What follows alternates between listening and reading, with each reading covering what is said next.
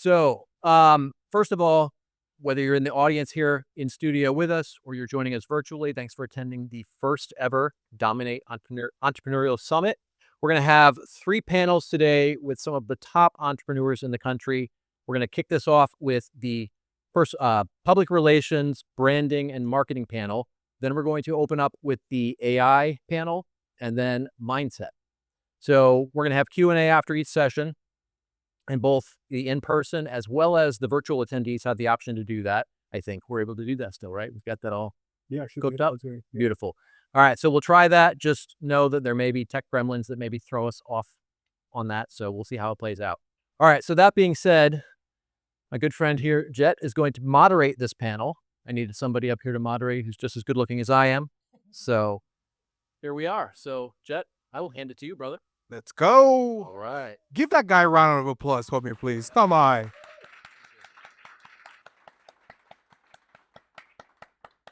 I've known Jeremy for, I don't know, like 5-6 years now since I moved to Florida. We were part of a couple masterminds together, but this guy is so fantastic. He's talking about good looking. Like, I want to grow that beard. Like, I want to be as good looking as he is right now. But Jeremy, you're fantastic, man. Love you, Thank bro. brother. Yeah. What an awesome event that he's put together, right? Okay. Like the really great things that everybody needs to learn about marketing, AI, and then the most importantly, mindset.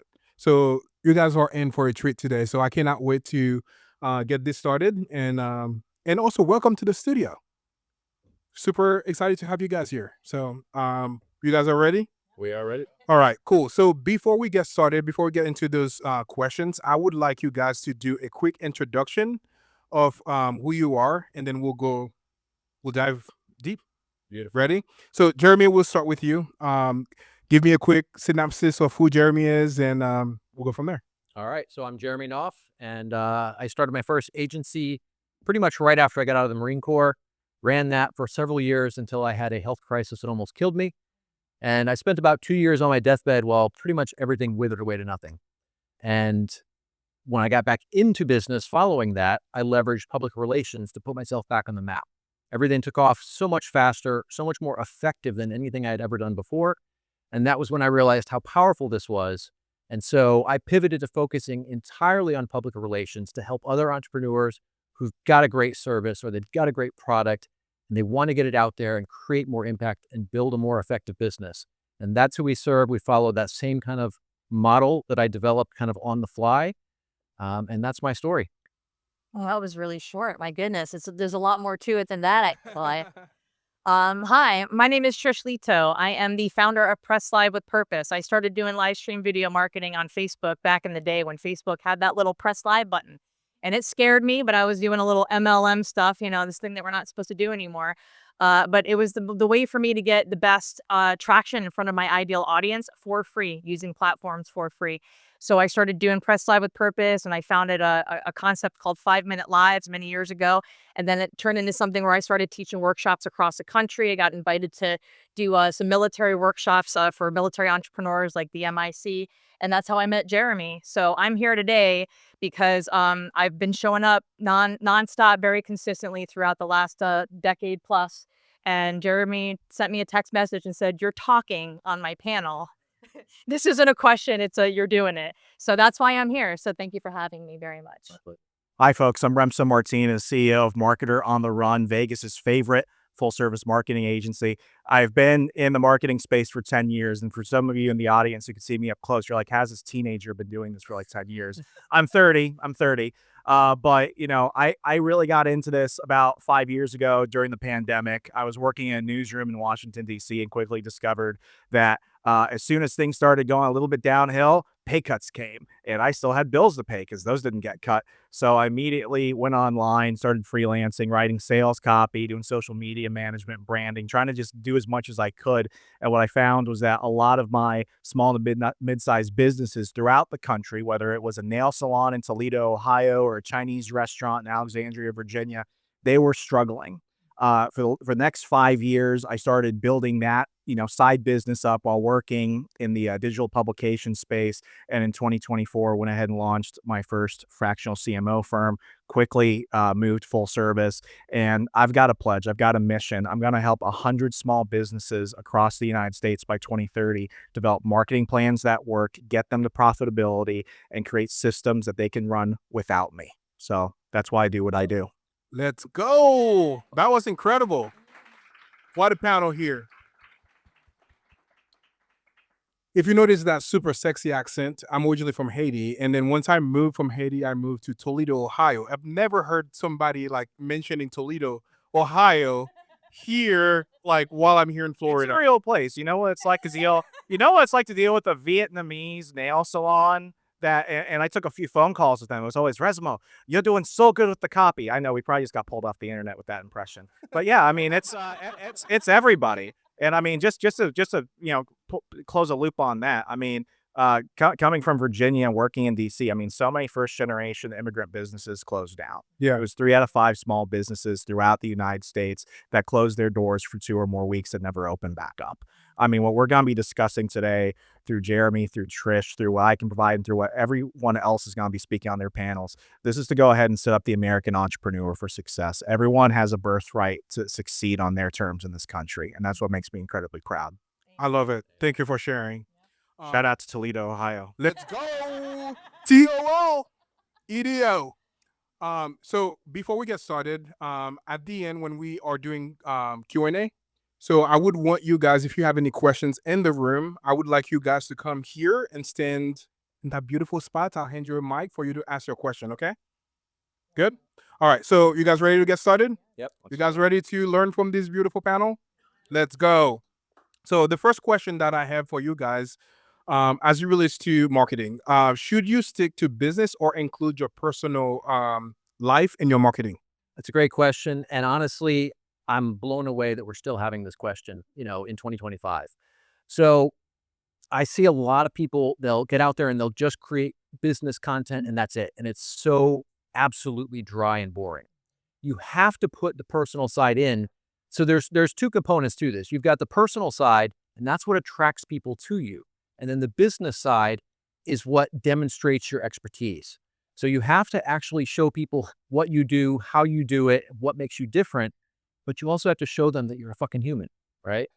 We have to demonstrate personality so that people will be attracted to us. Now, that's also going to repel the wrong people, and that's good. That's okay. We don't want to be worried about that. Now, the other side of that is you don't have to be an asshole. Jeremy does that anyway, though. I do. Sorry. I thought we were supposed to be honest here. Yes. No, but in all seriousness, there's a degree of truth to that, right? I'm going to say what I think. There's not a single person who knows me who has any question about what I believe. And that's not just because I want to be an asshole. That's because I want to attract the right people and I want to repel the wrong people. Because not only are you bringing in the people who want to do business with you, you're also filtering out the ones who are going to waste your time. They're going to argue with you about what you do. They're going to argue with you about the price. They're going to not see the value because they don't agree with you. So you absolutely have to include both. And I'll hand it off to you. Oh, I agree with you wholeheartedly. But I also think that it's really important that, when we show up as entrepreneurs, as business professionals, whether our business is a professional where we're wearing a suit, right? We want to see who you are when you're not wearing the suit, right? We want to see who you are when you're wearing, just a pair of yoga shorts and a tank top, cooking something in the kitchen or at your kid's baseball game. You're a human being. And in this age of AI where everything is being automated and we don't know what's real and what's not, right? We need to make sure that we're having that human connection with each other more than anything else. This is more important than ever, right? So for me, I say absolutely share that. And it's a part of the hero's journey, right? We talk about being the hero in something. But as Jeremy was saying, to kind of bounce off of what he said, your vibe attracts your tribe. So when you show up in, sneakers and a tank top, I'm out walking my dog every morning, showing people I'm trying to drop pounds as I'm, on my sober journey.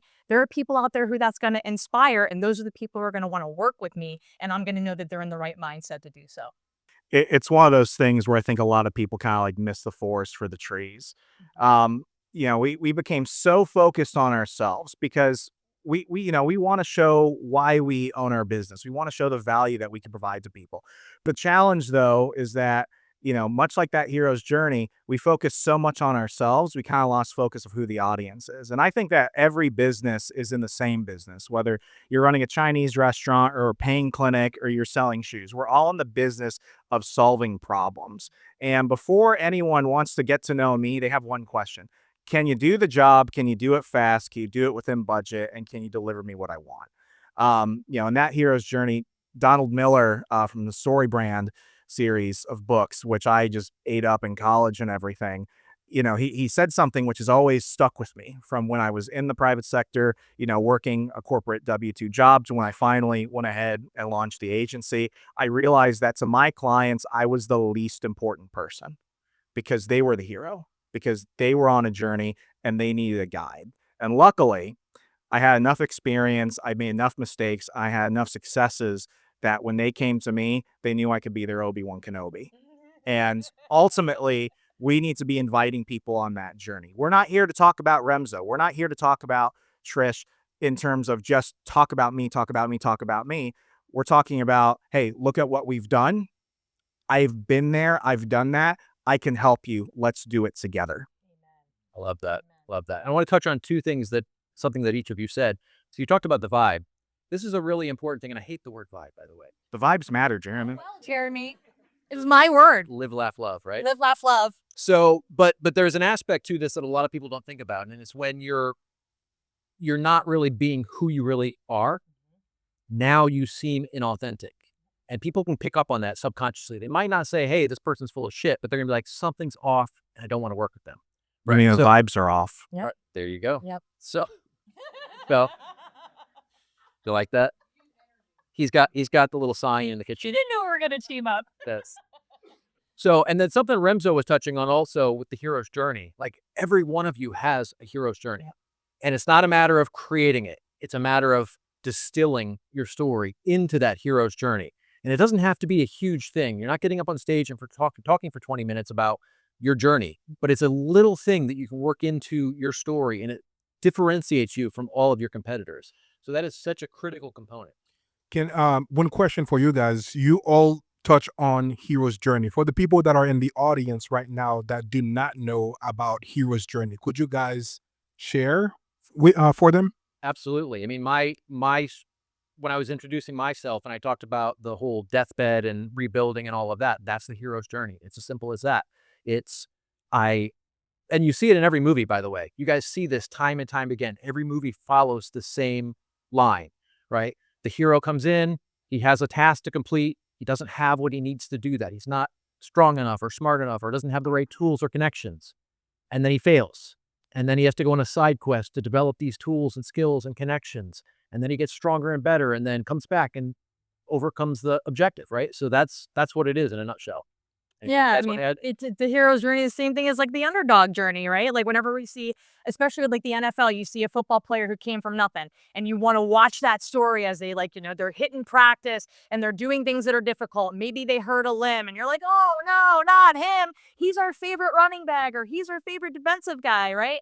But you're hooked in, and it's an emotional, empathetic connection that you have with that person.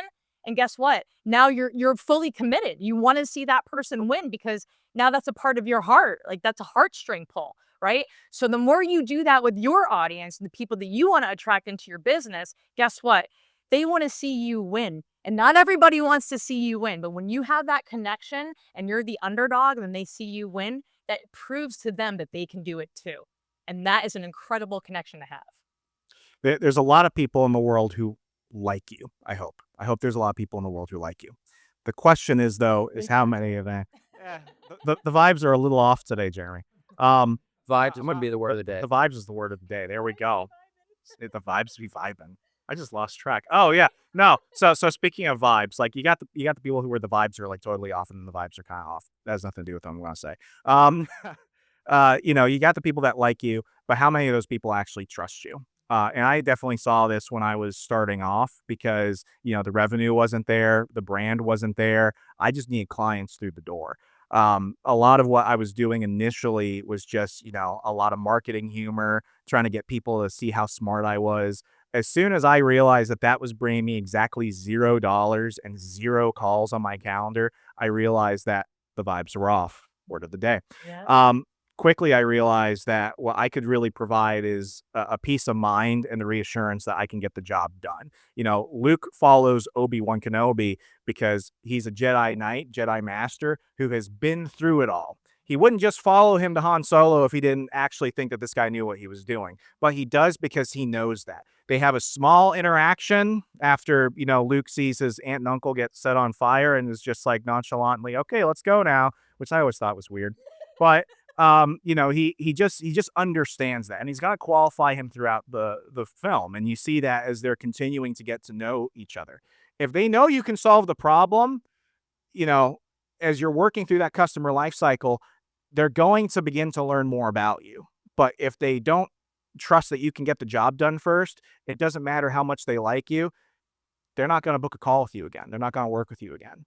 The vibes will be off. Vibes will be off. You will not live, laugh, love. No, you will not. You will not live, Absolutely. love. Well, and not only that, not only will they book the call with you, but because if they know that you're going through issues as well, and you're still able to solve the problem for them while you're going through your own fire, that's pretty powerful. That's huge. That's huge. Yeah. Absolutely. Yep.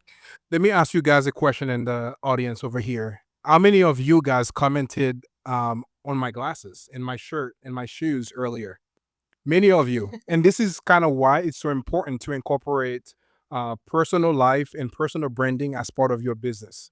I was attending, I think, Myron Golden's event a couple weeks ago. I go there regularly to his events, and I think he mentioned something along the lines, there is really no such thing as, like, business to business. It's mostly like, even you doing business to business, the people that you are going to connect with, there is a human behind that.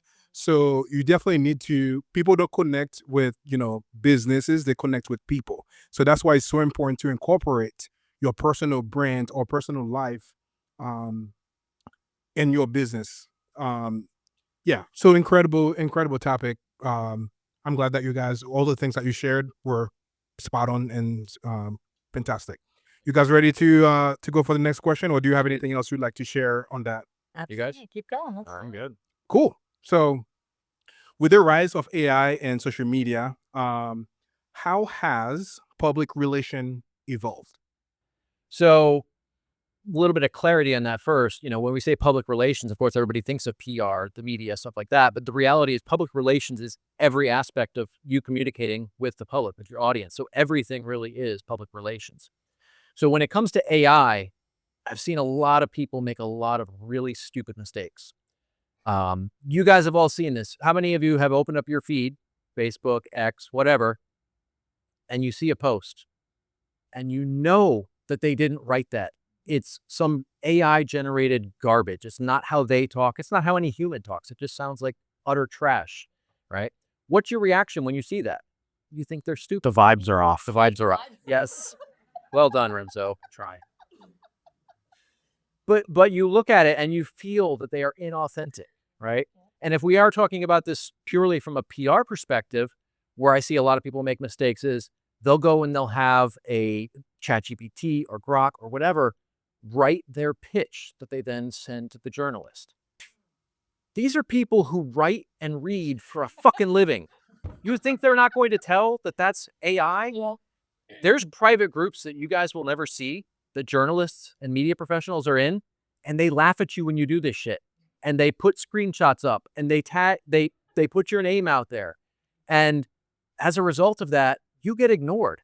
Journalists have blacklists that people don't even know about.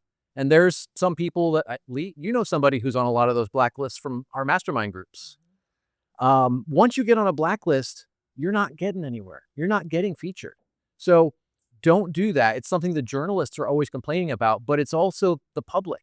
They see it, they can tell it's inauthentic, and it hurts you. The other thing is you take something at face value that you got from AI and you go put it out on the internet and there's something wrong in there. You look like an idiot. Now your credibility is in question because you have said something that is factually incorrect. If you're supposed to be an expert in that field and you don't even know the details of your industry, that damages your credibility in a huge way. And that's the kind of thing that can go viral pretty quickly. Maybe not like viral as in, the general public all knows who you are and they all think you're an idiot. But it is the kind of thing that people in your industry will talk about. And that means the people that run the trade publications, the people that are in charge of deciding who speaks at events, things like that. So if you lean too heavily on this and you don't fact check everything, it could definitely hurt your brand in a huge way. Oh, I couldn't agree with you more. You and I have had countless conversations about this as well, and I think you just recently even did a presentation about AI pretty recently, teaching about this. So, and kudos to you because you know what you're talking about. I love when I get to sit down to somebody who actually knows what they're talking about and can speak very intelligently about these things. From my standpoint, I learned how to use AI from my business coach several years ago when ChatGPT first became a thing. And he taught me how to use it in a way that helped to accentuate my business and not replace anything with my business. And I'm going to kind of explain to you what I mean by that. We as women wake up in the morning. I am 47 years young. Thank you very much.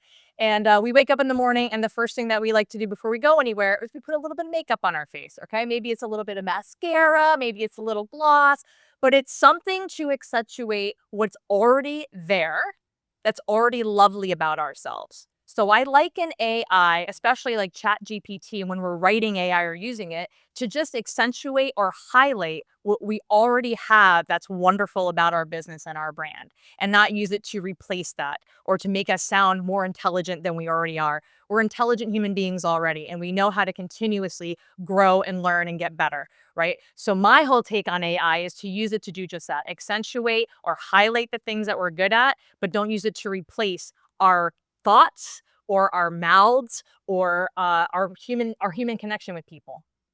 A couple things. One, Jeremy touched on those blacklists. Those are real. Yeah. Those are 100% real. It's not like, your permanent record in high school or whatever. They exist. And then what Trish just mentioned about AI being the modifier.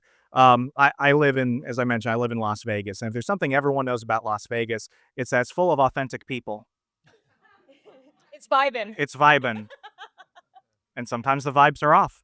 But it's amazing because we touched this in the other question. The big thing that I'm seeing, especially working in a big city, is that entrepreneurship has really become part and parcel of influencer culture, and people can immediately tell. And the big lesson I learned when I got to Vegas was that Vegas is a big small town. People talk and people gatekeep because they want to see who's serious. And I think that's done for very intentional reasons. You want to make sure that the people coming into town and the people that are trying to grow a brand and grow themselves are authentic. But, as somebody that works with a lot of celebrities and public figures, they're looking at this and they're like, well, how did this person go ahead and get 100,000 followers overnight? How are they creating all of this content?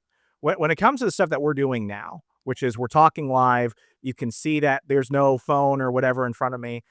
I might make a mistake. I might say something I might, not want on a live stream. However, you can't make this up. You can't suddenly fake expertise. You cannot fake your personality because at some point you're going to get in front of people at that mastermind meeting, at that Chamber of Commerce event, at that chicken dinner or gala, wherever you go.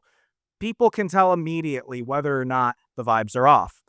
And right now, what we're seeing is we're separating the boys from the men, the wheat from the chaff.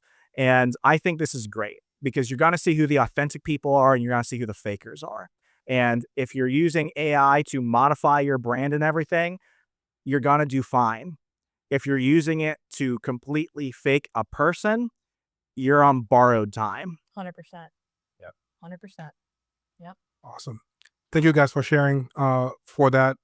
So amazing what you guys shared. And I hope you guys are taking notes in the public over here. You guys ready to move to the next question? Indeed. Absolutely. Awesome. So now that we talked about AI and social media and public relation how it has evolved, what should people do now? Well, wait. And this is more for like effective marketing. What should people do now as it relates to creating effective marketing? Yeah. So a couple of things. One, it almost kind of sounds like we're bashing AI a little bit.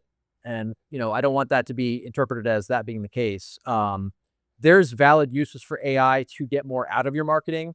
And when Francis, Bob, and Adam come up later on in the next panel, you guys are getting a lot of practical how-to on that. There's a lot of really cool things you can do with AI to get more out of your marketing, to automate kind of menial tasks that you shouldn't be wasting your time with.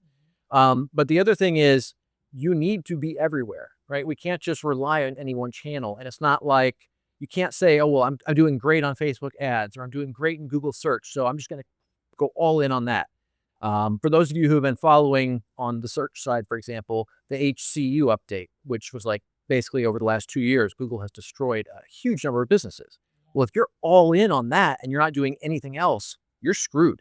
And now you have to scramble and try to find other channels and find new ways to acquire clients. And that's not a good position to be in. So you need to use the tools that are available and you need to build systems and processes so that you're not out here trying to make shit up on the fly, trying to reinvent the wheel every time.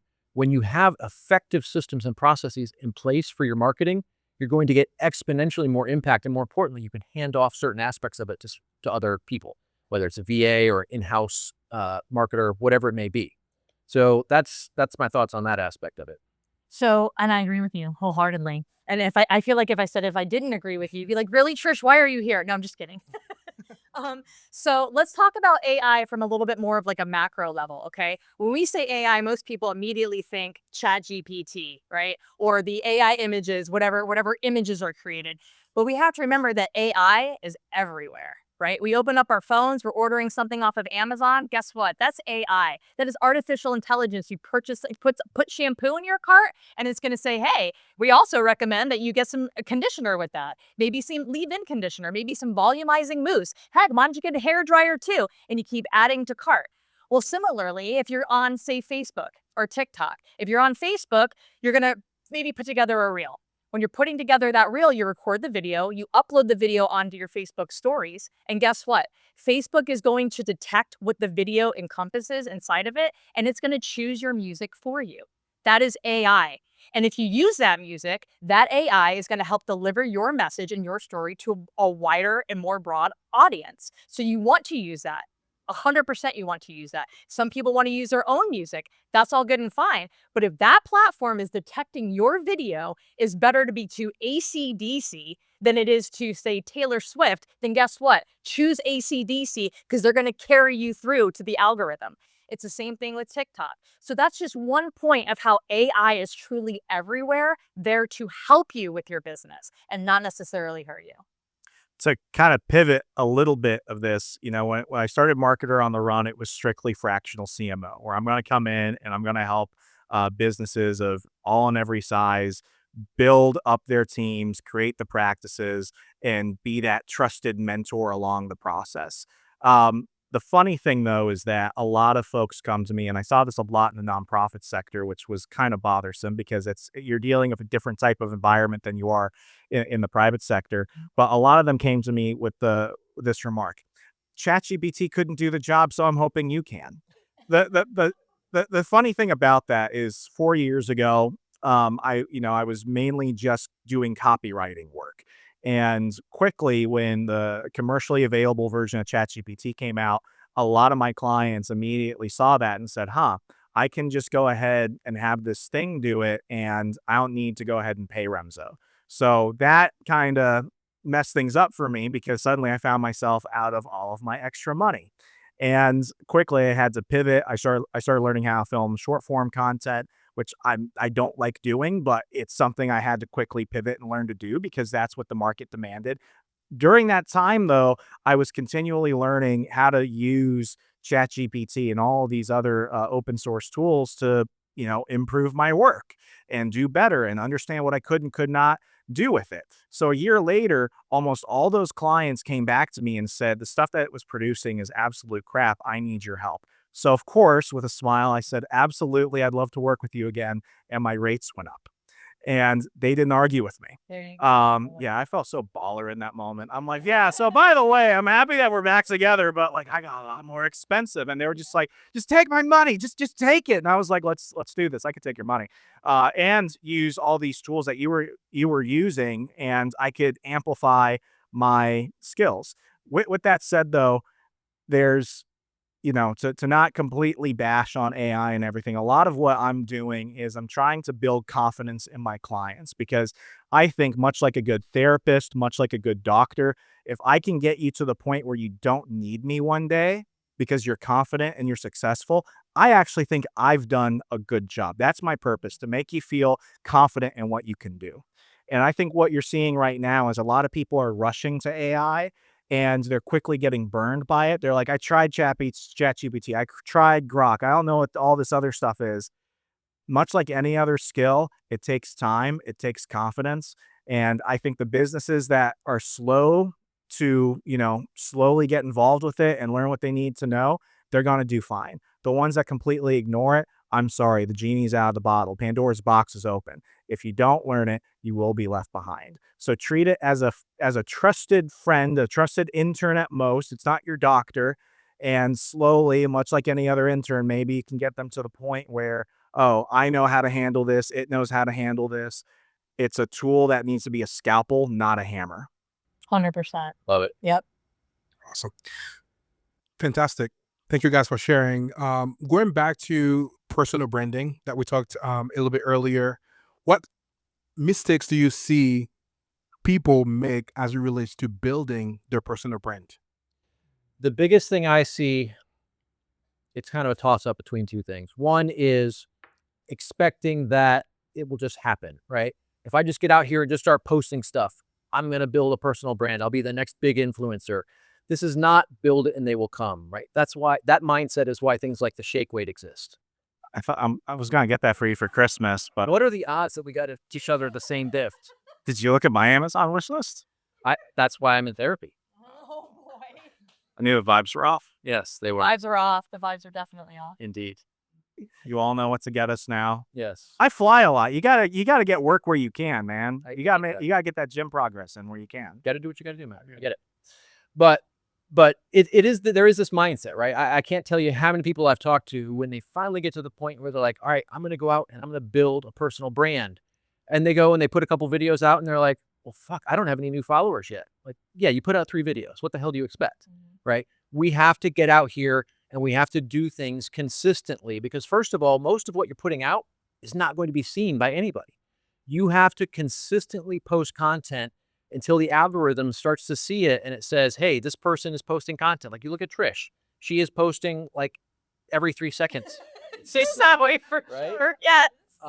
But there's that consistency. And the more you do it, A, the more that people see it, and B, the more that the algorithm starts to expect it.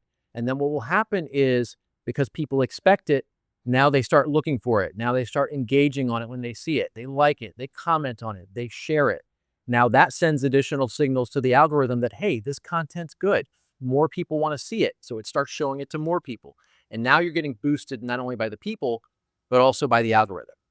And then the other side of it is being authentic. People will come out and they're afraid of offending anybody. They're afraid of alienating somebody. So they're like, well, I'll just be in the middle so I appeal to everybody. No, that doesn't work. You cannot appeal to everybody. Even toilet paper doesn't appeal to everybody. There's different kinds of toilet paper, right? Some people like the cheap shit that we had in the MREs, Hey man, you take what you can get. on that. You mean You know? sandpaper? Yeah, pretty much, right? These two are also fellow veterans, by the way. But then you've got the people that are like, it's like an inch thick and it's quilted and it's super fluffy, right? So even in toilet paper, a thing that everybody needs, there's different brands that appeal to different people. So none of us are as universally needed as toilet paper, right? So we have to do something that is going to attract the right people and repel the wrong people. And the only way to do that is to be 100% authentic and just be purely who you are. Yeah, and I think I totally agree with you, and I actually really enjoy that really good fluffy toilet paper now. To be honest with you, I will fight somebody in Costco for the good stuff. I'd sooner do it. Those hemorrhoid scars don't go away. I take it. My vibe attracts my tribe. I agree. No, I agree with you. But I think the most important thing where it comes to like building that personal brand is understanding that it is in fact a marathon and it's not a sprint, right? So when I say that, it's also not only is it a marathon, it's a long-term goal, but we have to make sure that we know what the goal is and we got to go all in on that goal. If we say that we want to build a personal brand on, say, selling houses for a living, well, then you can't be selling houses and toilet paper and plates and cars, right? You got to pick one thing and go all in on it for for as long as you possibly can until you're making so much money that the toilet paper is plentiful and it's packed in your garage. You know what I'm saying? So there's that piece to it. But then there's also, like Jeremy was saying, you got to make sure that you're being very authentic. You're being exactly who you are. And at the end of the day, make sure you're telling your story. Don't leave it to somebody else to tell your story. If there's something about you that you don't want people to know, tell your story like a stand-up comedian would. Make fun of yourself. I have been doing this for years, and you know what? It lands every time. I've been sober from drinking alcohol for over 2 years, and I have made a joke out of it every single day on my Tickety Talk. And you know what? I had people that message me privately and say, thank you for making it okay to talk about this, right? So just go all in on it. Be who you are. And just remember, it's a marathon. Let the AI pick up on all of your keywords, on everything that you're talking about, and it's going to help drive that vehicle for you to bring it to more and more people. Well, let's go Dr. Phil for a second. I have an audience question because I think it should be addressed. How many of you have heard imposter syndrome? Yeah. And you don't have to hold your hand up for this one, but like, how many of you have felt imposter syndrome? The guy with the green beard obviously is not. That's killer, man. I just noticed that. That's dope. Is that glitter in it? I'm- It's glitter. Well, There's glitter. that's nice. That man does not have that. He should be up here. The thing that I quickly realized, and this is every entrepreneur's journey, is that you're going to feel that. It's called insecurity. I don't like making it sound like it's something more. I mean, we replaced sympathy with empathy. We replaced insecurity with imposter syndrome. You're just insecure, man. Like, that's just it. Everyone feels that way. Here's where I struggled, and here's where I see a lot of my clients struggle. They feel that the moment they go online, whether they've been in their industry for decades or whether they're just starting a business, the moment they put themselves out there, they feel this urge for perfection, and that perfection kills. But the one thing that you need to remember, especially since, when my big mistake was I thought I'm competing globally because all my services are competing against Fiverr and Elancer and all these other agencies. And now I'm also dealing with, outsourced firms and everything. Here's what I realized with that. I didn't need to be perfect. I just need to be in the arena. I didn't have to try and get everybody. I just had to find my people. I stopped looking as, I need to compete everywhere. And I was like, I just need to focus on Las Vegas because I don't need to be the best marketer out there. I don't need to be the best agency out there. I need to be my client's favorite. Because if you are their favorite, it doesn't matter if you're not the best person out there. They will keep coming back to you. They will refer people to you. It goes back to that authenticity factor. Do they feel like they know, like, and trust you? You've just got to peel that bandage off and run with it, guys. Because if you are like some of my clients who are like, well, I've got all these videos out and I've written all these blogs and I've done all this stuff, but you never press publish because you were afraid that somebody might not like it. They weren't your people to begin with. You don't need to be perfect. You just need to be your client's favorite person that does what they need you to do. And it's amazing how quickly you're going to feel so much better about yourself. It's that relatability factor. I completely agree with you. Yep. The vibes matter. Absolutely. The vibes you vibe in. And touching on the imposter syndrome thing, something to think about, and I think this will make a lot of you guys feel a lot better about that. Stupid people don't have imposter syndrome. Okay? Think back to somebody that you've worked with who never doubted themselves. There you go. Did they seem intelligent to you guys? You're all picturing somebody in particular right now. There's a visual picture in your head.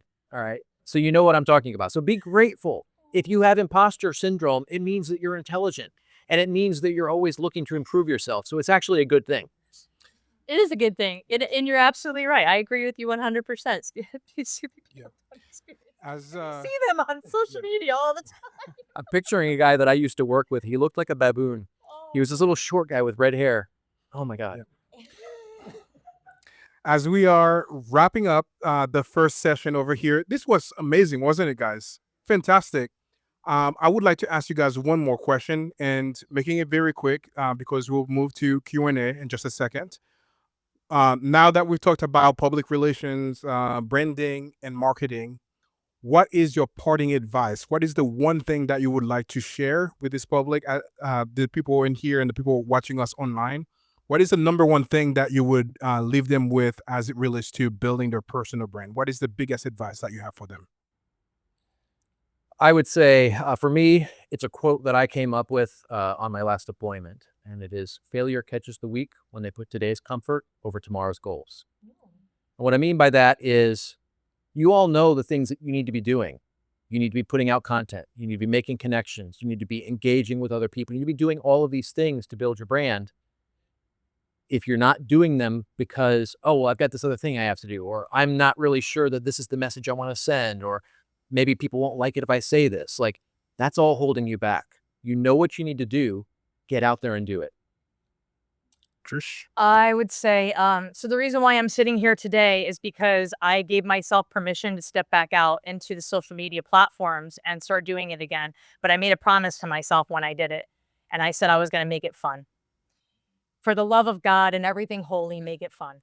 Make it joyful. Laugh at yourself. Laugh at yourself. That imposter syndrome will diminish more and more and more when you just laugh at yourself. And you see the people who are out there building incredible brands that have TikTok accounts that they've grown from 0 to 26,000 plus followers simply because they pressed that button, they created content, and they laughed at themselves, myself included, right? You got to have fun with it. If it's not fun, then what are we doing anymore? Right? What is life all about? Life is about growing a business and being joyful and having a good time. And if we're any of us are we have children, right? Our children are seeing that. I'm a leader. I'm a life coach to my kids every single day of my life, whether I like it or not, right? And if my kids see that I'm daunted and that I'm filled with anxiety and that I'm depressed as I'm doing this business thing on social media, what kind of a message does it send to them? Hell to the no is what I say. No, no, no, no, no. I'm gonna have a good time with it. And if I say, hey, mom's gonna make a TikTok real quick, I don't let them on with me. I protect them from social media, but I make it joyful and I have a good time with it. That's the most important message that I can give you. Let's Great. go. One thing that I've always kept with me from when I was an officer in the Army was the bad days are guaranteed. It's your ability to move on, whether you like it or not, which is ultimately going to determine how successful you are. And to just focus on, the marketing side of it, I want to say this specifically to the marketers that are watching this, because the last 5 years have been like the Red Wedding from Game of Thrones.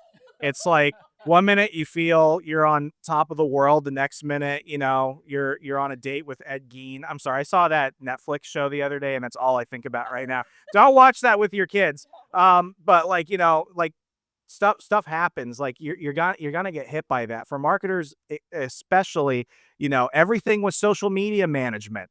And then the pandemic came, and then it was we have to move everything to email. Then it was, well, we need to go ahead and do short form video. Then it was, no, we just need to go ahead and optimize our pay per click. It feels like you wanted to come in and do one thing. And remind, as I mentioned earlier, when I was having to learn how to film TikToks and everything for like laser tag arenas and stuff, guess what? I hated every second of that. However, I did it because I had bills to pay. I was a copywriter. I was one of those marketers that said, I'm a great copywriter and I'm only going to do copywriting because copywriting is what's always going to pay my bills. Turns out I'm a above average copywriter because the great copywriters kept making a ton of money and all my clients left me for ChatGPT. So that was a humbling moment. But you have to engage, overcome, and adapt, because we're not in the arena of I'm just the guy that does stuff on Canva, or I'm the person that's going to go ahead and lay out your blueprint for the next product launch or service campaign or whatever. We're not in the business of doing the things. I have some people that are like, well, I only go ahead and do the SEO. I only go ahead and do the website design. No, you're a marketer because your purpose is to build connection, to get people to become loyal to brands, and to make money. So that way you can go ahead and actually live out the life you want to do. I'm not in the business of Facebook, as my parents might say, oh, my son does X and Instagram and stuff. No, I'm in the business of making you money, making you look awesome, and giving you a chance to do what you want to do. Happiness is a fleeting feeling, but if you're purposeful, you're never going to not have a reason to wake up. Boom. That was incredible. The vibes are totally there. somebody in the back like, yeah. I'm like, Let's yeah. go. Yeah, that's right. Can you guys give those guys a round of applause, please?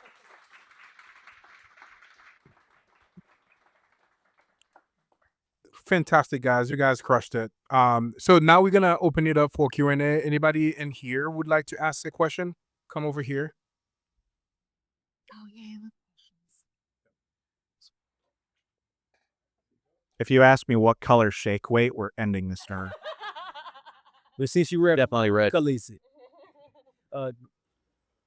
Anybody else that has a question, can you please line up over here? We'll keep this short, maybe like 2 or 3 more. But if you guys have any questions, come over here and line up. So when it's done, we can move to the next question, okay? Thank you. Thank you. Good morning, everyone. Great panel. I learned a lot about marketing, branding, and really being yourself. I'm Terrell Humphrey. I'm with Valerie and Action Zone. My question is really random. For the effects is on the screen right here. How did you loop the video? It's a stock video, Mhm. so I guess they created it with some. I had no idea. All I could tell you is Honesty. I don't know how they created it, but it's a stock video. So it basically the end frame is exactly the same as the beginning frame, and so when it gets back, it's going through that loop. I appreciate it. Thank you. My pleasure. Hey, good morning, everyone. So I'm Dr. Brittany Castongway, also here with Action Zone. Love me some Valerie. Awesome.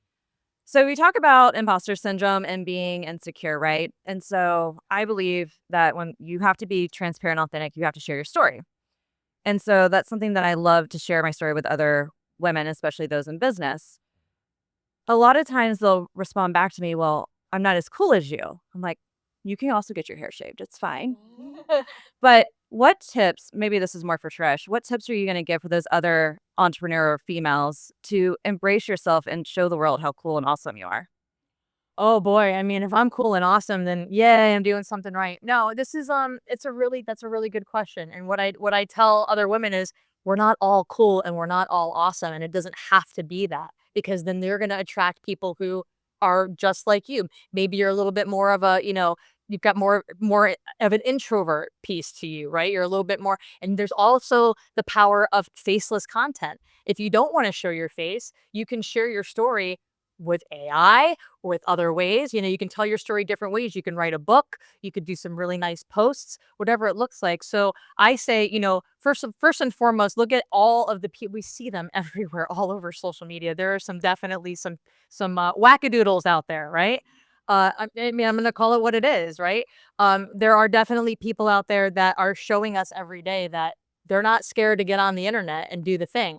So if you do have that fear, then look at those people. Look at people like yourself, that or myself, right?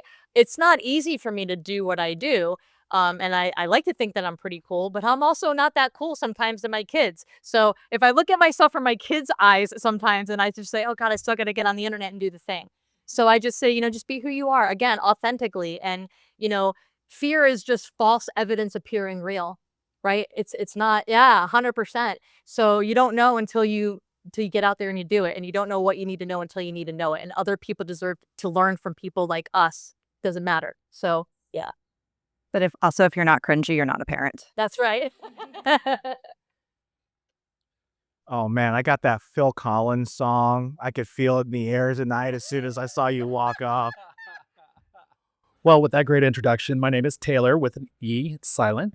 My question is for you, Jeremy. Yeah. What are you doing to help marginalized business owners, people that are from marginalized communities? You mean like my clients or some random black guy? Like, what are we talking about here? Marginalized communities have a broad variety of definitions, people of different genders, people of different backgrounds, ethnicities, religions. That's interesting. I do a lot with my clients. I don't do anything with random labels. Sound like the kind of person that has a gun underneath his pillow. The kind of person who has a gun in this room. Support that. And there we Have it. My name is Laura Hartman. My question is for Jeremy. It's related to censorship. So, as a prior VA nurse and now a functional nurse that's working in the community with ivermectin and some other quote unquote taboo medications that are showing effectiveness in stopping cancer, saying that is at high risk for censorship. Yeah. So, what are your thoughts and how do we work with that? So the censorship landscape has changed quite a bit in recent years. You know that I was banned on Facebook, censored quite a bit on X, old Twitter, back in the day. Was it because of your shake weight comments? Absolutely. Well, it's the pictures of you that I shared.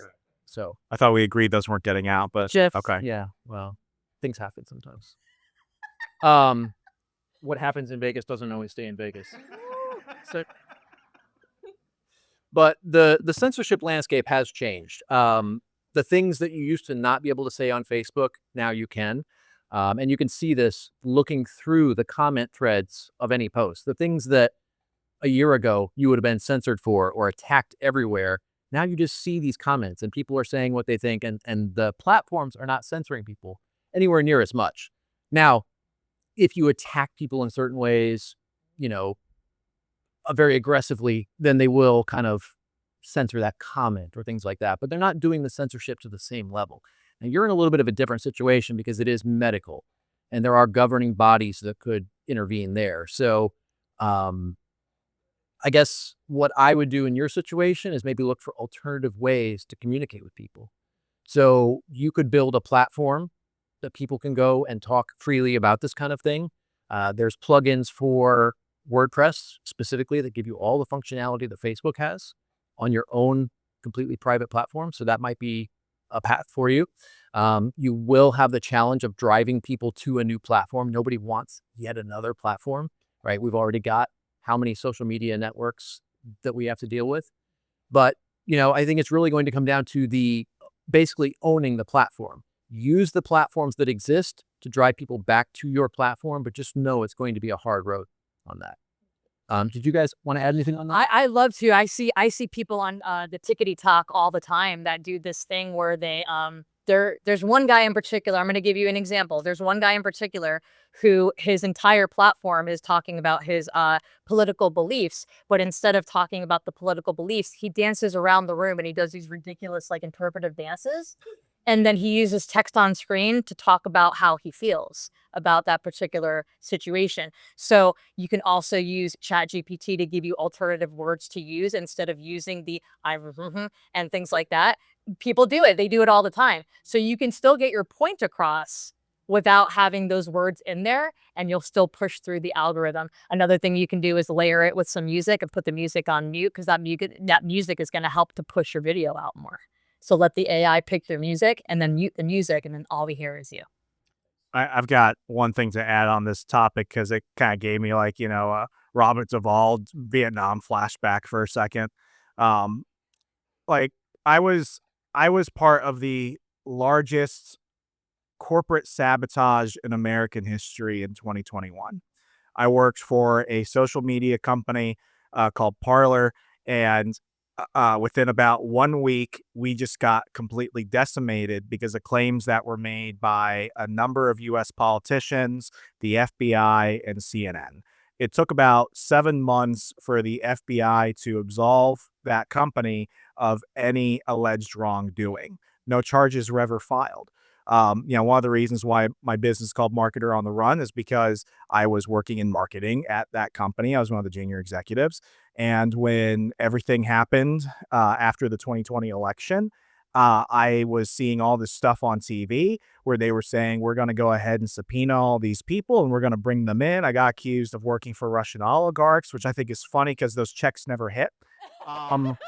And it was one of the situations where I was on the phone with my attorney at the time, and I was like, dude, like, I'm trying to find a job right now. Like, GameStop won't hire me. Like, what's going on? And he's like, Remzo, if they go ahead and pull you in front of the House Oversight and Reform Committee, what they're going to do is they're going to turn it into, a Salem witch trial. Yeah. And they're going to just completely burn you. So then they can use all of those sound bites for all their fundraising emails. So I was like, okay, how does that help me? That's not really helping me right now. And he was like, they can only subpoena you if they find you. And I was like, what does that mean? He's like, you should go on an extended, unplanned vacation across the country. So that was fun because I found myself in like that Chris Farley situation. You're down by a van, you're down living in a van down by a river. I was with an army buddy of mine in North Carolina in a van down by the river. And I was just like, what's happening? Long story short, when that happened, a lot of businesses that had been banned on Twitter, that had been banned on Facebook, they quickly found that they were what I call social sharecropping. They were going ahead and putting their entire, crop on somebody else's property. And just like that, overnight, they could have it completely taken away. Hundreds, potentially thousands of businesses that were using Parler to reach their audience lost all their revenue overnight. And to wrap this up, one of the friends I made while working there was Ben Stein from Ferris Bueller's Day Off. Bueller, that guy. Okay, some of you are way older than me. You should know that.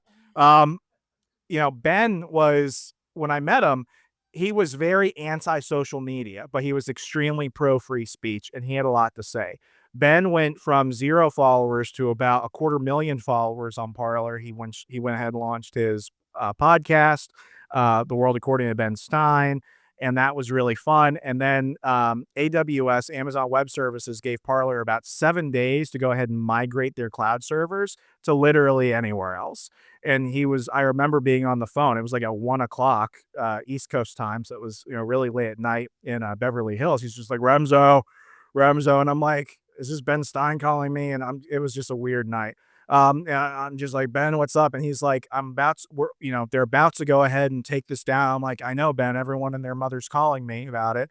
And he's like, what do I do? And I'm like, just, start promoting what you do on other social media platforms. And he's like, Remzo, I don't have any other social media platforms. What I did for Ben, and this is how after Parler went kaput and I still had some money coming in, I became his newsletter copywriter. Because immediately I was like, well, do you have an email list? And he's like, Remzo, this is 2021. Who has an email list? And I was like, okay, you need an email list.